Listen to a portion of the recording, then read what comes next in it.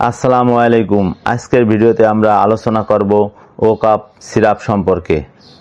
অনেকে কাশি, ঠান্ডা, গলা ব্যথার সমস্যায় এই ওষুধ ব্যবহার করেন, কিন্তু অনেকেই জানেন না এই সিরাপ আসলে কিভাবে কাজ করে, কারা এটি খেতে পারবেন, সঠিক ডোজ কতটুকু এবং এর পার্শ্ব প্রতিক্রিয়া কী হতে পারে।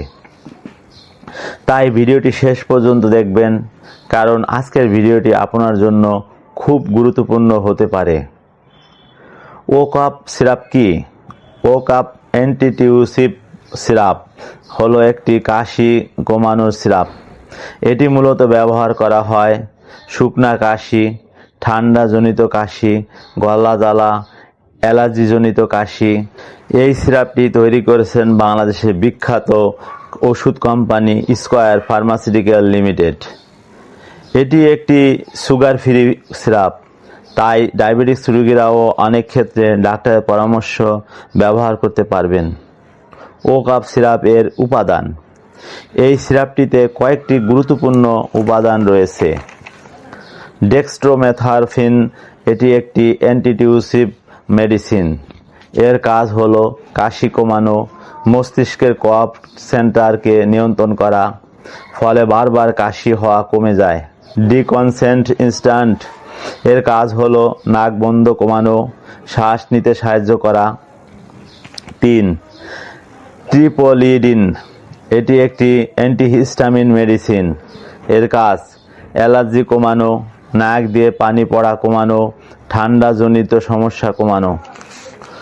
ওকাপ সিরাপ সাধারণত ব্যবহার করা হয় শুকনা কাশি, ঠান্ডা, অ্যালার্জিজনিত কাশি, গলা ব্যথা, নাক দিয়ে পানি পড়া, নাক বন্ধ। এই সিরাপ কাশি কমাতে এবং গলা অস্বস্তি কমাতে সাহায্য করে। প্রিয় বন্ধুরা, ভিডিও ভালো লাগলে লাইক দিন, শেয়ার করুন। নতুন নতুন স্বাস্থ্য বিষয়ক ভিডিও পেতে সাবস্ক্রাইব করুন। ভিডিও সম্পর্কে মতামত জানাতে কমেন্ট করুন। ওকাপ সিরাপ খাওয়ার নিয়ম। সাধারণত 12 বছরের ঊর্ধ্বে এবং প্রাপ্তবয়স্ক প্রতিদিন 1 থেকে 2 চামচ করে দিনে 3 বার সেবন করতে হবে, সকালে, দুপুরে ও রাতে। 6 থেকে 12 বছরের শিশু প্রতিদিন 1 চামচ করে দিনে 2 থেকে 3 বার সেবন করতে হবে, সকালে, দুপুরে ও রাতে। অবশ্যই ডাক্তারের পরামর্শ অনুযায়ী ডোজ গ্রহণ করা সবচেয়ে নিরাপদ। নিজে নিজে দীর্ঘদিন এই সিরাপ খাওয়া ঠিক নয়। পার্শ্ব প্রতিক্রিয়া।